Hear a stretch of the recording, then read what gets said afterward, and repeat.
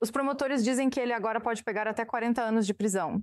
Os judeus são consistentemente alvo de crimes de ódio mais do que qualquer outro grupo na cidade de Nova York.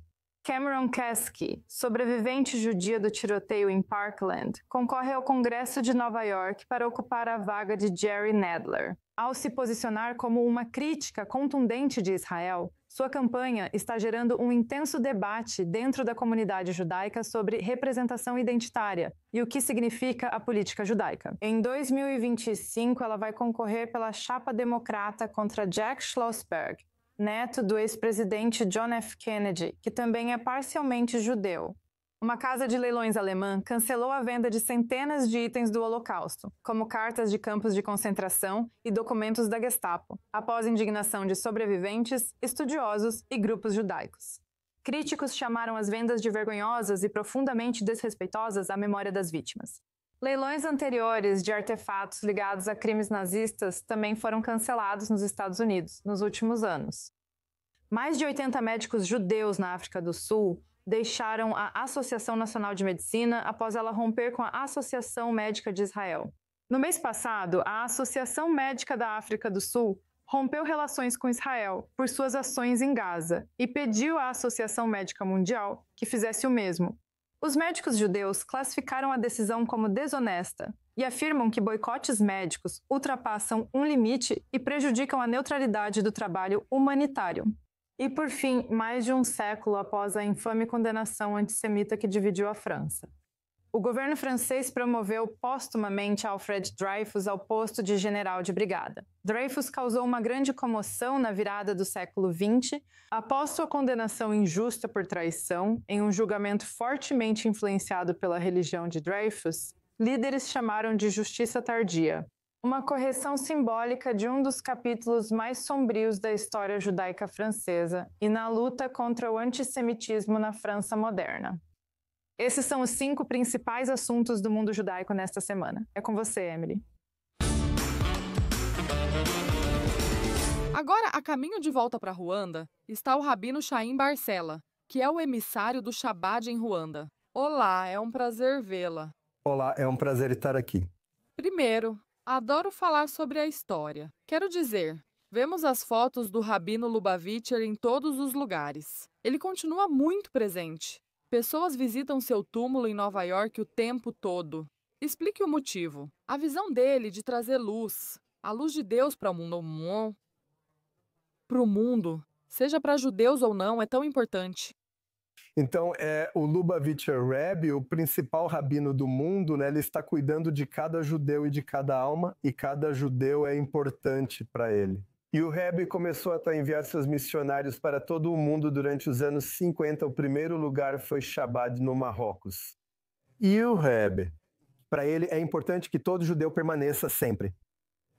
Não importa quantos judeus haja lá, mas em todo lugar ele terá uma experiência judaica e você estará conectado com o judaísmo. E é por isso que o Rebbe nos envia para todo o mundo. Eu estou em Ruanda, nós temos 100. Uma grande comunidade de 100. E em alguns países é ainda menos. E não importa a quantidade, os números, o que importa é o povo judeu. E uma vez que eles estiverem lá, nós também estaremos lá para garantir que eles estarão conectados ao nosso judaísmo, que terão orgulho e sentirão força para continuar com o judaísmo deles. Como é Ruanda? Não é exatamente um país pacífico. Ninguém chama de Holocausto. Mas houve um genocídio há cerca de 30 anos em que 1 milhão de pessoas morreram. Existe interesse dos ruandeses em se aproximar e compreender o judaísmo e sua parte espiritual? Mas... Sim, então em 94 houve um genocídio, o UTO, contra os Tutsis, e 1 milhão de pessoas morreram lá. Na verdade, eles têm ótima relação com judeus e israelenses. Eles apoiam muito, né? Ficam muito felizes que estamos lá. E é um dos países mais seguros do mundo. Nós nos sentimos muito à vontade lá no país. O povo ama os judeus, reza por Jerusalém, nos apoia muito, o governo e população, e o país é muito seguro. Uau, isso é... É incrível me sentir mais segura em Ruanda do que em Nova York, por exemplo. Então vamos falar sobre reunir 6.500 rabinos Chabad em um só lugar, com 6.500 opiniões diferentes. Então explique como é essa experiência. É muita gente em uma sala só. É muita gente. E o ano todo nós ficamos sentados sozinhos em nossas... Respectivos países. Só? Na África Central, estamos em 11 países, temos um centro judaico aqui embaixo. Para o Rabino Shlomo Ben Tulila Etliach em Kinshasa, Congo, ele chegou há 35 anos. Atrás. E aos poucos ele abriu mais casas Shabbat. Então, o ano todo nós ficamos sozinhos no interior, não temos nossos amigos, nossa comunidade, nosso ambiente. E ficamos tão felizes que uma vez por ano vamos ao Kino Shloshim, a Conferência Robbins em Nova York, para encontrar nossos amigos, para encontrar nossa Shlushim, que estamos compartilhando a mesma forma de vida, o mesmo. Experiências, as mesmas questões. E é um bom momento para estarmos juntos, para nos conhecermos, tomarmos decisões e conversarmos com nossos amigos. Eu tenho uma foto em que acabei de encontrar 15 amigos meus, todos juntos na mesma turma, e estamos em 15 países diferentes. Uau! E a gente só se encontra uma vez por ano. Então Antigamente, as peregrinações ao Beit Knesset vinham do mundo todo, como as famílias que só se reuniam uma vez por ano. No geral, com tudo o que aconteceu, eu sei que há uma grande onda, sabe? Tentando trazer o Mashiach. Como você sabe, vemos isso o tempo todo. Os sinais, tanques de mitzvah e tudo mais. Como unir todos esses 4 cantos é tão importante para onde devemos chegar? Tentamos iluminar o mundo realizando cada vez mais mitzvot. E todo mundo é um grande quebra-cabeça e só precisamos conectar todas as peças. E uma vez eu estou sentado lá em Ruanda com nossa pequena comunidade com Vira e com as crianças pequenas que temos lá. Temos menos de 12 crianças e acabamos de abrir um jardim de infância para elas. E quando damos a elas uma educação judaica, ou quando alguém morando em Nova York e nunca tendo colocado tefilim, faz isso pela primeira vez só em Ruanda. Após 40 anos ele pôde colocar tefilim. Então essa é uma pequena luz que trazemos, ou na verdade uma grande luz que trazemos aos poucos, devagar, até que estaremos. É curioso como valorizamos mais as pessoas quando estão no exterior do que no cotidiano. Isso acontece muito, com certeza. A gente valoriza o que tem e fica feliz com cada judeu que chega, e é nisso que temos focado. Estar com todos que você sente que o mundo inteiro é para ele. Muito obrigada, Rabino. Prazer em conhecê-lo e boa viagem de volta para Ruanda. Muito obrigado. E continuando no tema do Shabbat, uma de suas figuras mais conhecidas na esfera política, Yehuda Kaplun enfrentou democratas em audiência no Senado, após ser indicado por Trump como enviado americano contra o antissemitismo. Aconteceu em maio deste ano. Aqui está mais informações do nosso correspondente sênior dos Estados Unidos da América da I-24, NEWS em inglês, Mike Wagenheim, reportando de Washington. Será que o indicado do governo Trump para enviado contra o antissemitismo chegará a uma votação de confirmação? Yehuda Kaplun, empresário, rabino do Chabad e operador do Partido Republicano, teve sua indicação como enviado do Departamento de Estado contra o antissemitismo parada por meses antes de conseguir audiência no Comitê de Relações Exteriores do Senado na quarta-feira. O antissemitismo é anti-americano. Aqueles que gritam morte aos judeus com muita frequência também gritam morte à América. Não podemos permitir que ninguém ensine crianças desde a infância a matar e a serem mártires. Juntos com o apoio bipartidário, devemos educar o mundo a respeitar uns aos outros. Metas ambiciosas, talvez? Mas uma lição que aprendi com o grande rabino de Lubavitch, assim como com meus avós e meus pais, é fazer o meu melhor para impactar e tornar o mundo um lugar melhor. Kaplun destacou a educação como principal forma de combater o antissemitismo durante todo o questionamento dos senadores.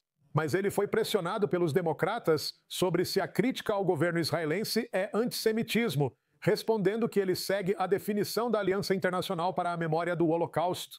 E essa consistência nas críticas, globalmente, em vez de apontar apenas para Israel e somente Israel, pode ajudar a esclarecer o que é antissemitismo. Um grupo de democratas da Câmara enviou uma carta aos membros do comitê pedindo que rejeitassem a indicação de Kaplun devido às suas declarações de que os democratas não estavam dispostos a rotular os autores dos ataques de 7 de outubro como terroristas. Os democratas rejeitam amplamente tanto a alegada falta de disposição do governo Biden em se manifestar sobre o combate ao antissemitismo quanto as demais acusações. Eles também criticaram Kaplan por não se manifestar quando Trump disse, em um evento que Kaplan ajudou a organizar no ano passado, que os judeus seriam culpados caso Trump perdesse a eleição presidencial. Não há cronograma para o comitê votar a indicação de Kaplan, nem sinal de oposição dos republicanos. Isso indica que é provável que sua indicação avance para o plenário do Senado, mesmo que seja necessário um voto dividido por partido no Comitê de Relações Exteriores. Reportando de Washington, Mike Wagenheim e 24 NEWS English. A Conferência Internacional Anual de Prefeitos deste ano reuniu dezenas de líderes municipais do mundo para remodelar o futuro.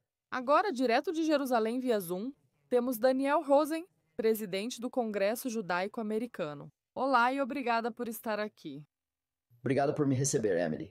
Então, você tem tido uma agenda bem cheia. Primeiro, eu só quero saber do ponto de vista dos líderes locais. Quero dizer, estamos vendo tanta coisa, especialmente, você sabe, o que aconteceu na eleição recente em Nova York. Por quê? É fundamental que os prefeitos venham, participem da conferência e debatam soluções e questões diferentes.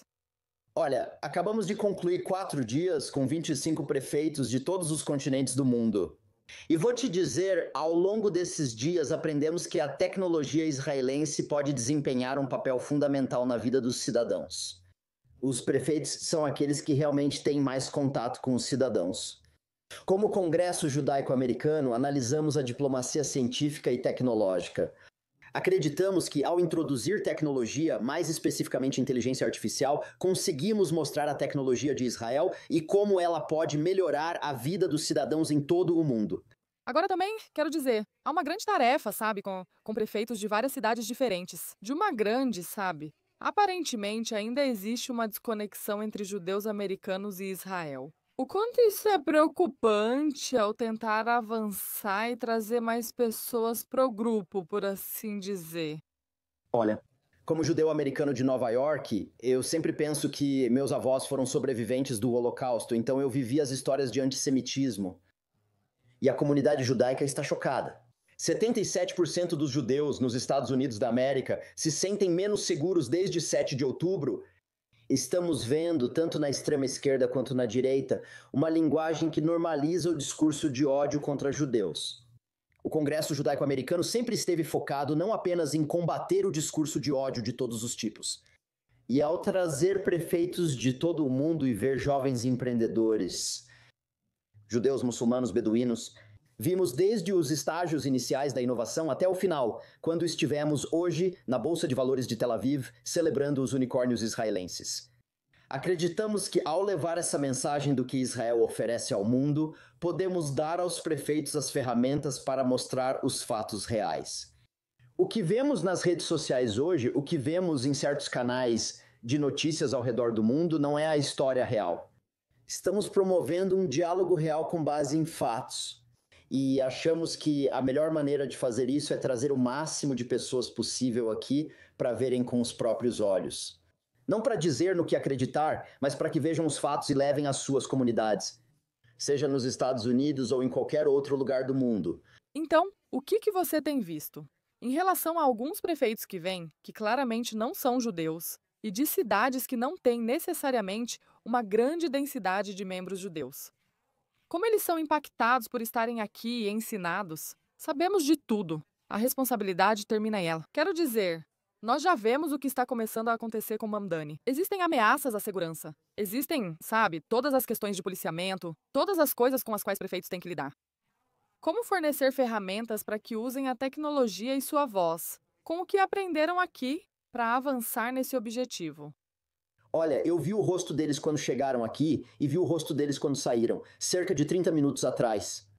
E posso te dizer que é uma diferença enorme, um prefeito após o outro.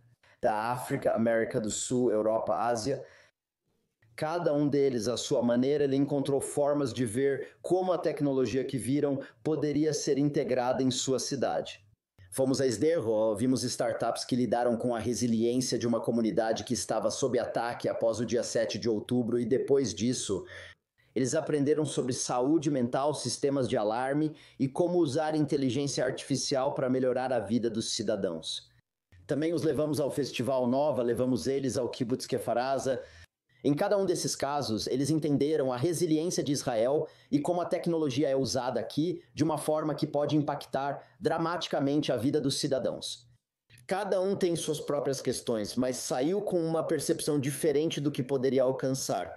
Todos ficaram muito satisfeitos ao partir, posso afirmar. Eles já começaram a acompanhar as startups que conhecemos para ver como podem ser implementadas em suas cidades. Uau! Se isso é sinal de sucesso, esse é o caso perfeito. Além disso, esses prefeitos são corajosos. Quero dizer, imagino que, sabe, em qualquer lugar que você vá, sempre vai ter gente que não vai apoiar a postura deles em tentar amenizar as coisas. Acho que você está certo. Quando começamos a construir isso, a guerra ainda acontecia. Recebemos ótimas respostas dos prefeitos e ficamos felizes. Sim, corajosos, mas também acho que eles entendem que estar aqui, fazer parte do ecossistema de tecnologia israelense é extremamente importante. Israel desempenha um papel fundamental na região e no mundo no que diz respeito ao desenvolvimento de tecnologias. Essa história é pouco contada. Queremos que esses prefeitos saiam como embaixadores. Mostrar como a tecnologia israelense beneficia cidadãos e revela a real contribuição de Israel ao mundo. Ver isso ao vivo, com o componente emocional, certamente deu muito o que pensar para eles, especialmente ao voltarem para seus países, e assimilar e processar tudo o que viveram nessa intensa viagem a Israel. Daniel Rosen, da Agdiat, obrigado. Ótimo, Emily. Muito obrigado por me receber.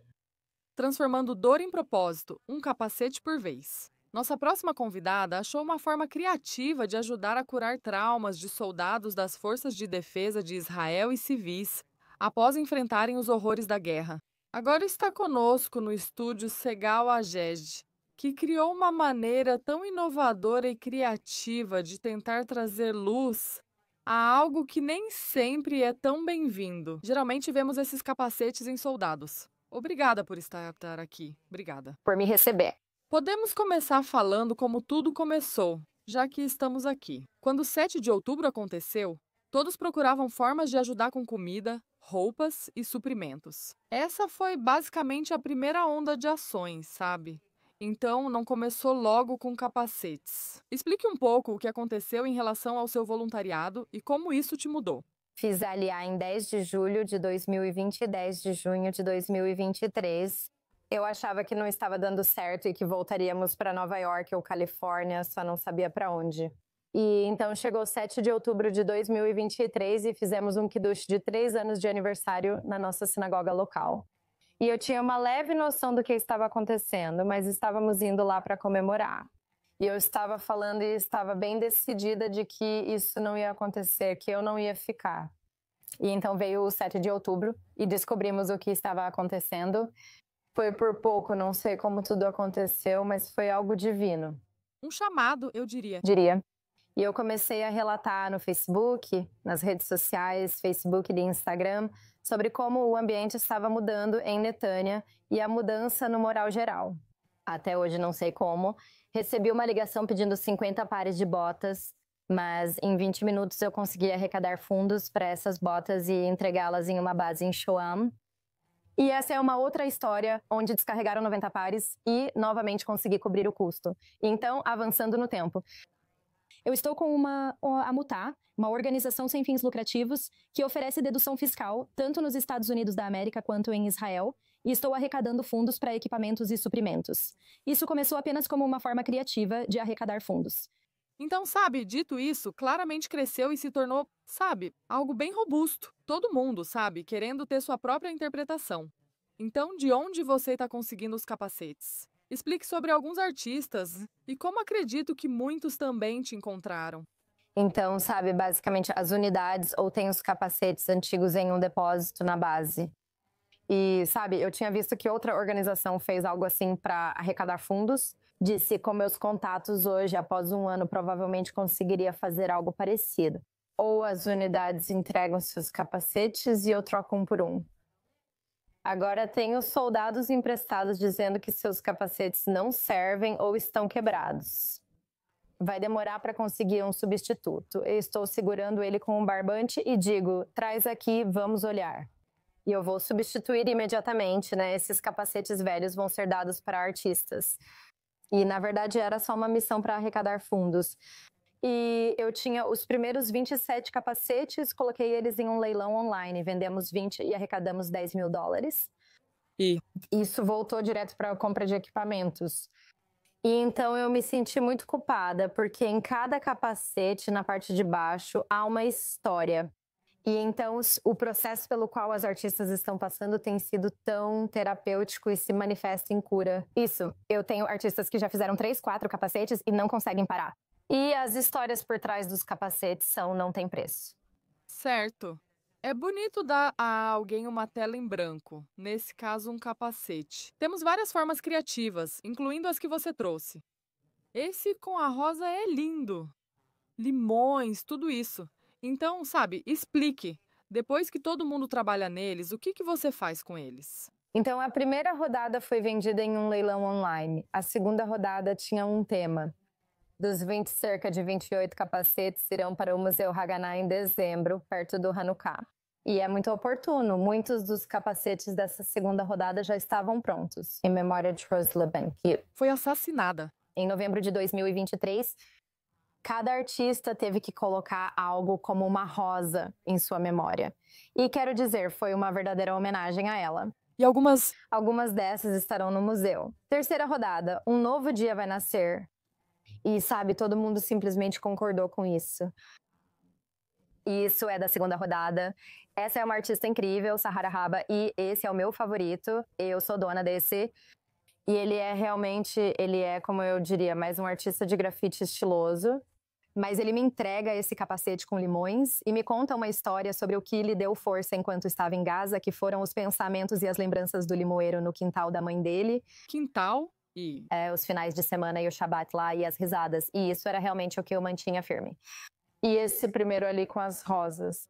Essas são todas cartas de 1960 a 2024 dessa família e de todo mundo que fazia parte da... militar. E essa aqui eu acabei de receber outro dia e fala sobre, sabe, pare de chorar, pare as lágrimas. Por trás das lágrimas há esperança e nossos filhos vão voltar para a fronteira. E É realmente assim, sabe? É tão comovente e é uma saída tão especial, algo em que você realmente pode usar as mãos. é uma maneira única de se expressar. É um reflexo do nosso povo. Nem todos são artistas famosos. Essas são mães de soldados, esses são irmãos de soldados, essas são crianças que vivem no oeste do território envolvente a faixa, na faixa de Gaza.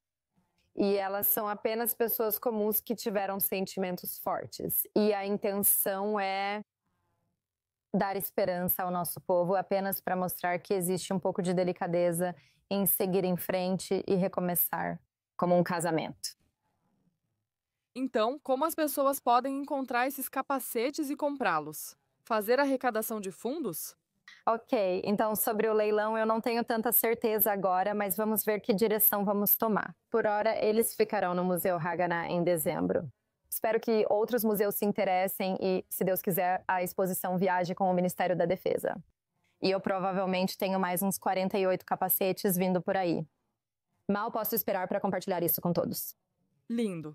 Bem, é incrível o que você está fazendo e todo o trabalho duro. Você mesma está dirigindo, entregando tudo sozinha. Você é uma super estrela de uma mulher só, né? Obrigada. Obrigada. Tudo bem.